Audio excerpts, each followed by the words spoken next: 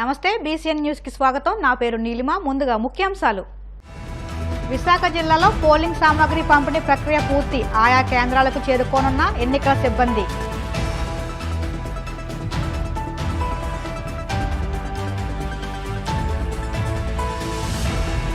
భీమవరంలో ఎన్నికల సామాగ్రి పంపిణీ పూర్తి। రేపు ఉదయం 5:30కు మాక్ పోలింగ్ నిర్వహిస్తామన్న ఆర్డీఓ శ్రీనివాస్।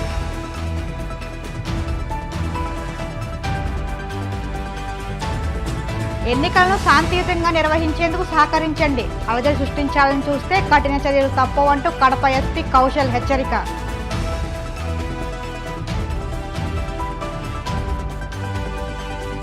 ఓటర్లంతా స్వేచ్ఛగా ఓటు హక్కును వినియోగించుకోండి। ప్రజలకు పిలుపునిచ్చిన తూర్పుగోదావరి జిల్లా కలెక్టర్ మాధవిలత। సార్వత్రిక ఎన్నికల సామాగ్రి పంపిణీ ప్రక్రియ దాదాపు పూర్తయింది। ఈ మేరకు విశాఖ ఏఈలో ఏర్పాటు చేసిన డిస్ట్రిబ్యూషన్ రిసెప్షన్ కేంద్రాల వద్ద ఎలాంటి అరమరికలు చోటు చేసుకోకుండా ముందస్తు జాగ్రత్తలు చేపట్టారు। జిల్లాలోని ఒక పార్లమెంటు 7 అసెంబ్లీ నియోజకవర్గాలకు చెందిన ఈవీఎం సెట్ల పంపిణీ నేపథ్యంలో ఆంధ్ర యూనివర్సిటీ ఇంజనీరింగ్ క్యాంపస్ సందడిగా మారింది। రేపు జరగనున్న ఎన్నికలకు పోలింగ్ మెటీరియల్ సాయంత్రం లోపు ఆయా కేంద్రాలకు చేరవేసి పోలింగ్ ప్రక్రియకు ఏర్పాట్లు చేయాల్సి ఉంది। ఎలాంటి సమస్య ఉత్పన్నం కాకుండా మెటీరియల్ పంపిణీ సవ్యంగా జరిగేలా ఏర్పాటు చేపట్టారు। జిల్లాలో ఎన్నికల విధుల్లో భాగస్వామ్యమయ్యే 13,069 సిబ్బందిని పోలింగ్ కేంద్రాల వారీగా జిల్లా ఎన్నికల అధికారి విధుల నిమిత్తం కేటాయించారు। అలాగే మైక్రో అబ్జర్వర్లను కూడా పోలింగ్ కేంద్రాల వారీగా కేటాయిస్తూ నిర్ణయం తీసుకున్నారు। విశాఖపట్నం జిల్లాకు సంబంధించి మొత్తం 7 అసెంబ్లీ కాన్స్టిట్యుయెన్సీస్ అలాగే 7 అసెంబ్లీ సెగ్మెంట్ల తాలూకా డిస్ట్రిబ్యూషన్ సెంటర్లో మనం ఇక్కడ ఉన్నామండి। సో మనకి టోటల్గా జిల్లాలో 1991 పోలింగ్ స్టేషన్ల తాలూకా సో ఇక్కడ డిస్ట్రిబ్యూషన్ సెంటర్స్ ఇక్కడే పెట్టాము। సో ఇక్కడ నుంచి మనకు ఒక 45 మినిట్స్ నుంచి 1 అవర్ టైంలో రెస్పెక్టివ్ సెక్టార్ ఆఫీసర్లు అలాగే రూట్ ఆఫీసర్ల ఆధ్వర్యంలో పోలింగ్ స్టేషన్ తాలూకా పీఓలు ఏపీఓలు ఓపీఓలు ఎవరైతే టీం ఉందో ఆ టీం వాళ్ళకి ఇచ్చిన మెటీరియల్ పట్టుకొని ఒక్కొక్కరికి 3 బ్యాగులు ఇవ్వడం జరిగింది। ఒక బ్యాగులో స్టాట్యుటరీ నాన్ స్టాట్యుటరీ మెటీరియల్, ఇంకో 2 బ్యాగుల్లో వాళ్ళకి ఈవీఎంస్ ఇవ్వడం జరిగింది। సో ఒక 1 అవర్లో బయలుదేరడం జరుగుతుందండి। సో మీరందరూ గమనిస్తే ఇక్కడ వీళ్ళకి ఏ కన్ఫ్యూజన్ లేకుండా మనకు కంపార్ట్మెంట్ లాగా వేయడం జరిగింది। ఈచ్ కంపార్ట్మెంట్ ఒక సెక్టార్తో సమానం। అక్కడ మనకి ఆ సెక్టార్ కింద ఎన్ని పోలింగ్ స్టేషన్లు ఉన్నాయి, వాళ్ళ ఫోన్ నెంబర్లు ఏంటి, ఇటువంటి డీటెయిల్స్ కూడా ఇవ్వడం జరిగింది। అండ్ కింద బస్సులు ఏర్పాటు చేయడం జరిగింది। సో హార్డ్లీ మీకు 1 అవర్లో వీళ్ళందరూ వెళ్ళి police officers, sector officers, route officers, అలాగే పోలింగ్ స్టాఫ్, అలాగే ఆర్టీసీ సిబ్బంది అందరూ కూడా వాళ్ళకి ఏదైతే రూట్ ఇచ్చామో ఆ రూట్లో వాళ్ళు ప్రయాణించడం జరుగుతుందండి। అన్ని వెహికల్స్ కూడా జీపీఎస్ కూడా ఫిట్ చేయడం జరిగింది। అండ్ వెహికల్ మూవ్మెంట్ కూడా జీపీఎస్ ద్వారా మొత్తం ట్రాక్ చేయడం జరుగుతుంది। సో ఇది కాకుండా మనకి పోలింగ్ స్టేషన్లో వెల్ఫేర్ వీళ్ళకి దృష్టిలో పెట్టుకొని వీళ్ళకి వెల్ఫేర్ కిట్లు కూడా ఇవ్వడం జరిగింది సిబ్బందికి। అవెవర్ ఎవరైనా వృద్ధులు ఎవరైనా ఇంకా ఏదైనా వికలాంగులు ఉంటే మీరు కావాలంటే దయచేసి కొద్దిగా అర్లీగా రాగలిగితే అక్కడ మీకు సౌకర్యవంతంగా మీకు ఎలక్షన్ ఏర్పాటు చేయడానికి అన్ని ఏర్పాట్లు చేసుకోవడం జరిగింది। అలాగే పోలింగ్ ఏజెంట్స్ సెల్ ఫోన్ తెస్తే అలౌ చేయరు। దయచేసి ఓటర్లు కూడా సెల్ ఫోన్ లేకుండా పొరపాటున ఎవరైనా తెచ్చుకుంటే కన్నా బయట పెట్టాం, కానీ ఆ సెల్ ఫోన్కి మేము బాధ్యత కాదు। ఎలక్షన్ కమిషన్ గైడ్లైన్స్ చాలా క్లియర్గా ఉంది, సెల్ ఫోన్లు తేగండి అని చెప్పి దయచేసి ప్రజలంతా సహకరించవలసిందిగా కోరుతున్నాము। అలాగే ఈ జిల్లాలో 25 ఏళ్ల లోబడి 2.3 లక్షల మంది ఓటర్లు ఉన్నారు, అంటే సుమారుగా 12%। ఆ మోరాలిస్ అందరూ కూడా ఫస్ట్ టైం ఓటర్స్, అందరు పెద్ద ఎత్తున అసలు ప్రజాస్వామ్యంలో మీరు ఓటేస్తే ఎట్లా మజా ఉంటుందో ఎట్లా ఉత్సాహం ఉంటుందో మీరు నిరూపించాలి। కాబట్టి అందరూ కూడా ఒక్కరు కూడా మిస్ కాకుండా ఎటువంటి సమస్య ఉన్నా, వర్షం పడినా, చిన్నపాటి ఎండ ఉన్నా మీ ఉత్సాహాన్ని ఎటువంటి విషయంలో కూడా నీరు గర్చకుండా ప్రజాస్వామ్యానికి మీరందరూ పట్టుకొమ్మలు కాబట్టి దయచేసి మీ ఓటును ప్రతి ఒక్కరు కూడా వినియోగించవలసిందిగా అందరికీ మనవి చేస్తున్నాను। రేపు జరగనున్న ఎన్నికలకు ఎలక్షన్ కమిషన్ సమాయత్తమవుతుంది। ఈ మేరకు ఆయా పార్లమెంట్ల పరిధిలోని అసెంబ్లీ నియోజకవర్గాలకు ఈవీఎం యంత్రాల పంపిణీ ప్రక్రియను విజయవంతంగా పూర్తి చేశారు। మరోవైపు మైక్రో అబ్జర్వర్లను పోలింగ్ కేంద్రాల వారీగా కేటాయిస్తూ నిర్ణయం తీసుకున్నారు। పశ్చిమ గోదావరి జిల్లా భీమవరంలోని ఎస్ఆర్కేఆర్ ఇంజనీరింగ్ కళాశాలలో ఈవీఎం యంత్రాల పంపిణీ ప్రక్రియను పూర్తి చేసినట్లు ఆర్డీఓ శ్రీనివాస్ తెలియజేశారు। ఈ మేరకు ఆయన మాట్లాడుతూ భీమవరం అసెంబ్లీ సెగ్మెంట్లో 236 పోలింగ్ కేంద్రాలు ఉన్నాయని, ఈ పోలింగ్ కేంద్రాలను 21 సెక్టార్లుగా విభజించి ప్రత్యేక అధికారులు నియమించినట్టు తెలిపారు। వీరంతా ఈరోజు సాయంత్రం ఆయా పోలింగ్ కేంద్రాలకు చేరుకుని ఏర్పాట్లు పూర్తి చేస్తారని తెలిపారు।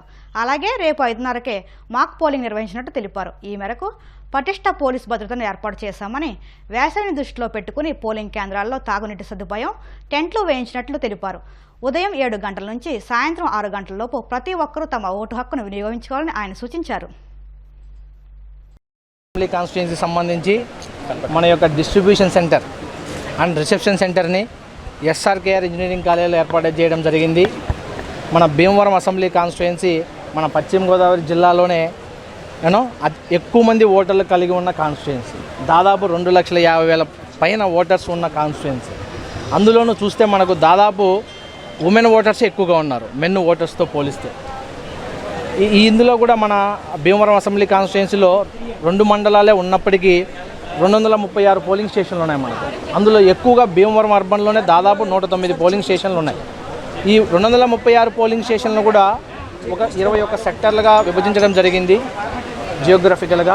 ఈ 21 సెక్టార్లకి 21 సెక్టార్ మెజిస్ట్రేట్స్, సెక్టార్ ఆఫీసర్స్ ఉన్నారు. వీళ్ళందరూ కూడా మండలం లెవెల్, డివిజనల్ లెవెల్ అధికారులు, వీళ్ళందరూ కూడా సెక్టార్ మెజిస్ట్రేట్స్గా ఉన్నారు. వీళ్ళందరూ కూడా ఈ పోలింగ్ టీమ్స్ని తీసుకొని ఈరోజే ఇక్కడ మనం డిస్ట్రిబ్యూట్ చేస్తున్నాం కదా, ఇక్కడే పోలింగ్ మెటీరియల్ అంతా తీసుకొని, అంటే ఈవీఎంస్, మన ఎలక్షన్ మెటీరియల్ అంతా తీసుకొని ఈరోజు సాయంత్రమే, ఈరోజు ఇప్పుడు ఆఫ్టర్నూన్ లంచ్ చేసుకున్న తర్వాత 2కి 3కి బయలుదేరి వాళ్ళ పోలింగ్ స్టేషన్ చేరుకుంటారు. రేపు మార్నింగ్ మనకు 5:30కే మాక్ పోల్ స్టార్ట్ చేయడం జరుగుతుంది. అందరి కంటెస్టింగ్ క్యాండిడేట్స్ మనకు 15 మంది ఉన్నారు. 15 మంది కంటెస్టింగ్ క్యాండిడేట్స్ కూడా ఇన్ఫామ్ చేయడం జరిగింది. మీ యొక్క పోలింగ్ ఏజెంట్స్ని రేపు మార్నింగ్ 5:30కే పోలింగ్ స్టేషన్లో అవైలబుల్గా ఉండడమని చెప్పడం జరిగింది. ఎందుకంటే ఆ టైంలో మనం మాక్ పోల్ అనేది చేయడం జరుగుతుంది. మాక్ పోల్ అనేది 7 కల్లా అయిపోతుంది.